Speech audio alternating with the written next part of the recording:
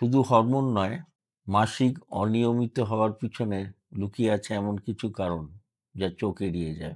আমি ডাক্তার কৌশিক রায়চৌধুরী, দীর্ঘ ৩৭ বছর ধরে ইউরোগাইনি অঙ্কোলজি এবং জেনারেল গাইনোকোলজি প্র্যাকটিস করছি। এমন অনেক ঘটনা দেখেছি যার কিছু, কিছু এখানে পরিবেশন করার জন্য মনস্থির করেছে।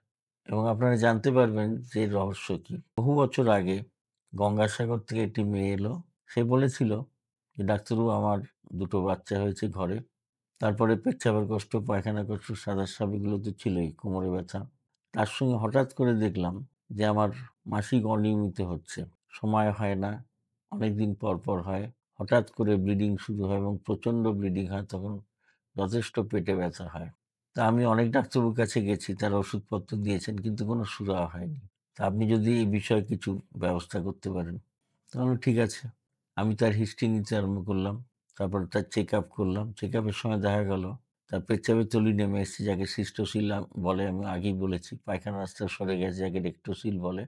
জরায়ু সরে গেছে, জরায়ুর মুখে ঘা আছে, সেখান থেকে সাদা স্রাব আসে। এগুলো দেখানোর পরে সে আমাকে সরাসরি জিজ্ঞাসা করল যে, "এর সঙ্গে আমার মাসিকের গন্ডগোলের কি সম্পর্ক?" আমি বললাম যে, "এইটাই সম্পর্ক যে সামনে পেচ্ছাবের থলি নেমে আসে, ওখানে সবসময় ইউরিন জমে থাকছে এবং সেখান থেকে ইনফেকশন হচ্ছে।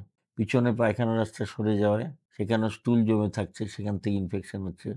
প্লাস জরায়ুর মুখে যে ক্ষত তৈরি হয়েছে, সেই ক্ষত থেকে যে সিক্রিশন আসে সেটাও শরীরের পক্ষে বিষাক্তকর।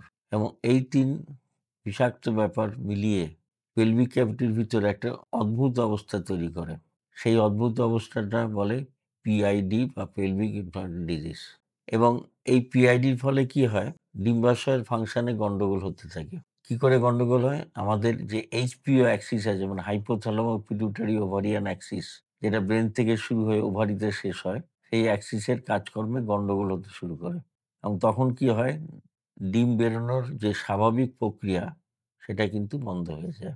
দীর্ঘদিন ডিম বেরোয় না এবং ডিম না বেরোনোর জন্য শরীরে ইস্ট্রোজেন হরমোনের আধিক্য হয়। তারপর একটা সময় সেই ডিমের যে থলি, যাকে গ্রাফিয়ান ফলিকুল বলে, সেটার মৃত্যু হয়। তখন হঠাৎ করে ইস্ট্রোজেন লেভেল পড়ে যায়। পড়ে গিয়ে তুমুল ব্লিডিং শুরু হয়। এই অবস্থা একদিনে হয় না, ধীরে, ধীরে এইচপিও অ্যাক্সিসের ডিসফাংশন বা গন্ডগোল বাড়তে, বাড়তে একসময় এই জিনিস হয়। তা এবার একটা জিনিস আমি অনেকবার লক্ষ্য করেছি সোনোগ্রাফি করে, যে যখন নিচের গন্ডগোলও রয়েছে, ধরুন সিস্টোসিল, রেক্টোসিল, জরায়ুর মুখে ঘা সবই রয়েছে, তখন কিন্তু ডিম্বাশয়ের সিস্টও দেখা যাচ্ছে। এই সিস্টগুলোকে অনেক সময় ফাংশনাল সিস্ট বলে রিপোর্টে লেখা থাকে, কিন্তু এগুলো কিন্তু ফাংশনাল সিস্ট নয়। অনেক সময় খুব অসুবিধা করে। এগুলো কি হয়? একটু তো আগে বললাম যে ডিম না বেরোনোর ফলে ইস্ট্রোজেন হরমোন হাই হয়ে গিয়ে পরবর্তীকালে ভীষণ রকমের ব্লিডিং হয়। আর আরেকটা জিনিস যেটা হয়, ডিম্বাশয়গুলো আস্তে, আস্তে করে বড় হতে শুরু করে এই ডিমের চাপে। মানে যে ডিমগুলো খারাপ হয়ে গেছে এবং বড় হতে, হতে একটা সময় এমন বড় হয় যে যখন মাসিকের সময় একটা টসটসে ভাব হয়, রসের আধিক্য হয়, তাদের ব্যথা হয় পেটের দুদিকে। অনেকবার এই ইতিহাস আমি পেয়েছি। এবং আমি যখন নিচে রিপেয়ার করি, যাকে পিএফআর অপারেশন বলে, তখন অনেকবারই এই ডিম্বাশয়ের ডিমগুলোকে ওভারিয়ান ড্রিলিং করে বার করে দিতে হয়েছে এবং ওয়েজ রিসেকশন করে একটা অংশ কেটে দিতে হয়েছে, যাতে ওভারির মধ্যে কোনো রকম টেনশন না বাড়ে। আল্টিমেটলি দেখা গেছে যখন নিচের সেটিংটা করি, পেলভিক ফ্লোর রিপেয়ার, তার সঙ্গে যদি ওভারি ড্রিলিং করে দেওয়া যায়, তাতে পেশেন্ট খুব সুস্থ থাকে, তার মাসিকের গন্ডগোলও সেরে যায়, পেচ্ছাপ পায়খানার গন্ডগোল তো সেরেই যায়, সাদা স্রাবও ভালো হয়ে যায়। এই ধরনের চিকিৎসা সবসময় হয়তো করা হয় না বা অনেকে হয়তো সেভাবে চিন্তা করেন না। কিন্তু আমার দীর্ঘ অভিজ্ঞতায় দেখেছি এই চিকিৎসা অত্যন্ত উপকারী রোগীর পক্ষে এবং রোগী একটা নতুন জীবন নিয়ে ফেরে নার্সিংহোম বা হাসপাতাল থেকে। কারণ যে কষ্ট নিয়ে সে আসে, মাসিকে ব্যথা, অনিয়মিত মাসিক, পেচ্ছাবের কষ্ট, পায়খানার কষ্ট, সাদা স্রাব সব একসঙ্গে তার দূরীভূত হয় এবং রোগী সুস্থ হয়ে যায়। এইবার একটু দেখানো যাক যে ঠিক কি ঘটনা ঘটে ডায়াগ্রামের মাধ্যমে। এই ডায়াগ্রামটা এবার ফলো করুন। এটা নাভি, এটা তলপেট, এটা মেয়েদের জরায়ু, এটা পেচ্ছাবের থলি, এখানে একটা পর্দা আছে, এটা মাসিকের ঘর, এটা ডিম্বাশয়, ডান দিক, ডিম্বাশয় বাঁ দিক। এটা শিরদাঁড়ার হাড়, এখান দিয়ে নার্ভ বেরিয়েছে। এটা কোমরের হাড়, এটা কিডনি দুদিকে, এটা এখান থেকে ইউরেটার, এখান থেকে পেচ্ছাপের নালী। আচ্ছা, মনে করুন একজন ভদ্রমহিলা, তার সদ্য বিয়ে হয়েছে এবং দেখা যাচ্ছে তার পেচ্ছাপের কষ্ট, পায়খানা কষ্ট, সাদা স্রাব কিছুটা হচ্ছে এবং তার সঙ্গে তার মাসিকের গন্ডগোল, যেটা একটু আগে আমি বললাম। এটার রহস্যটা কি বলা যাক। এনাকে ছবি করে অনেক সময় দেখা গেছে যে এখানে পেচ্ছাপের থলিতে অজস্র পেচ্ছাপ জমে আছে। এটাকে বলে ডাক্তারি ভাষায় রেসিডুয়াল ইউরিন। কেন হয়েছে পরে আসছি। এবং তার সঙ্গে ডিম্বাশয়ে দেখা যাচ্ছে অসংখ্য সিস্ট রয়েছে। সিস্টটা কি আমি একটু বলি। ডিম্বাশয়ের চারপাশে একটা খোলস থাকে, একে বলে গ্রাফিয়ান ফলিকুল। ডিম যখন বেরিয়ে যায় তখন খোলসটা পড়ে থাকে।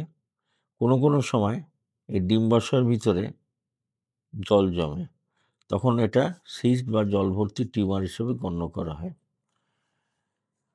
এই টিউমার দেখা যাচ্ছে যে ডিম্বাশয়ের দুপাশে, মানে দুটি ডিম্বাশয়তেই অসংখ্য হয়ে রয়েছে, ভালো ডিম নষ্ট হয়ে যাচ্ছে।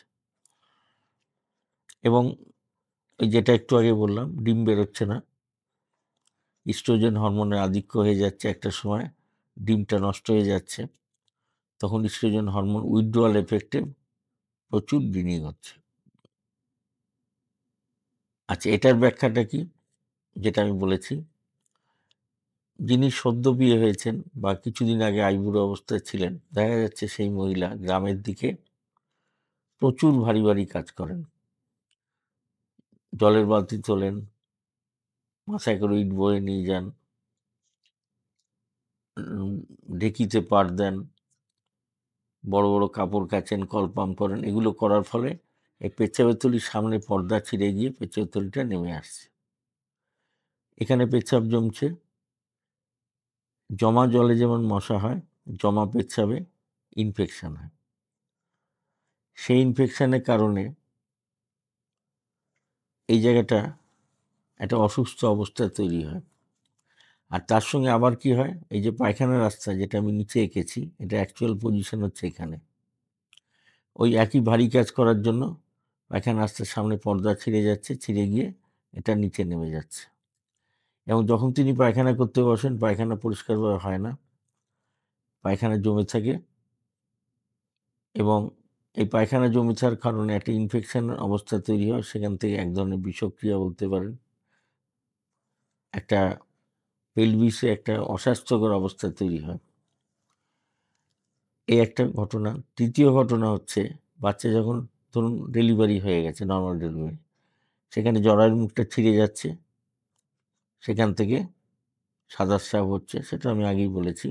এবং এখান থেকেও একটা পয়জনাস সিচুয়েশান পেলভিসের মধ্যে তৈরি হয়।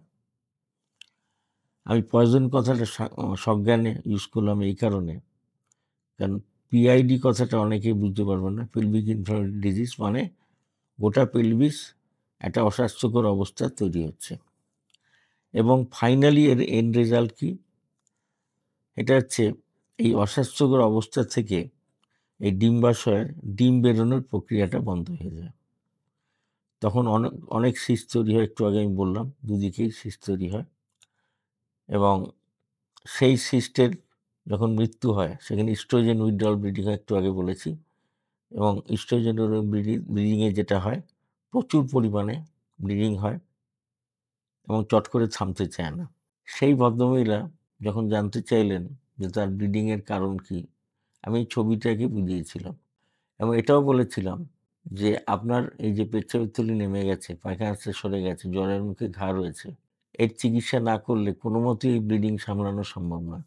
এডিপিআর নিজ দিয়ে করতে হবে, একে পেলভিক ফ্লোর রিপেয়ার বলে। আমি করেছিলাম। আর তার সঙ্গে যেটা করেছিলাম, ডিম্বাশয়ের ভিতরে যে সিস্ট হয়ে রয়েছে, একটা অস্বাস্থ্যকর অবস্থান তৈরি হয়ে আছে, যার কারণে ডিম বেরোয় না, সেই ডিম্বাশয়কে পাংচার করে বা ওভারিয়ান ড্রিলিং করে পরিষ্কার করে দেওয়া হয়েছিল। তাতে কি হয়েছিল, পরবর্তীকালে ডিম বেরোনোর প্রক্রিয়া শুরু হয়েছিল, আর ব্লিডিংয়ের সমস্যা হয়নি এবং প্রতি মাসে ডিম্বাশয়ের ফ্লুইডের আধিক্য হয়ে যে ব্যথা বেদনা হতো মাসিকের সময়, সেটাও আর হয়নি। এরপরে ওনারা চলে গেছিলেন এবং আমার পরামর্শ মতো একটা সেকেন্ড ইস্যু নিয়েছিলেন। একটা মেয়ে হয়েছিল, এটুকু খবর পেয়েছিলাম। যাই হোক, তারা আশা করি ভালো আছেন। এই ঘটনাটা বলতে হলো এই কারণে, কারণ এরকম রুগী অনেক আসছে বা আসে। সেখানে ব্লিডিং এর কারণ খুঁজতে গিয়ে এই যে ইউরোগাইনোকোলজিক্যাল যে কারণটা আমি বললাম, সেটা কিন্তু ভীষণ ইম্পর্টেন্ট। সম্ভবত খুবই কমন। এটা যদি কারোর নলেজে না থাকে, তাহলে কিন্তু ভুল চিকিৎসা হয়ে যাবে। এটা বলে আপাতত আমি ভিডিও শেষ করছি। আবার এই প্রসঙ্গে অন্য কোনো ভিডিওতে কিছু কথা বলব। আর যদি কখনো মনে হয় যে এরকম সমস্যায় আপনারা কেউ ভুগছেন, আমাদের নাম্বার দেওয়া রয়েছে, যোগাযোগ করতে পারেন। আপনাদের সমস্যার সমাধানের চেষ্টা করব।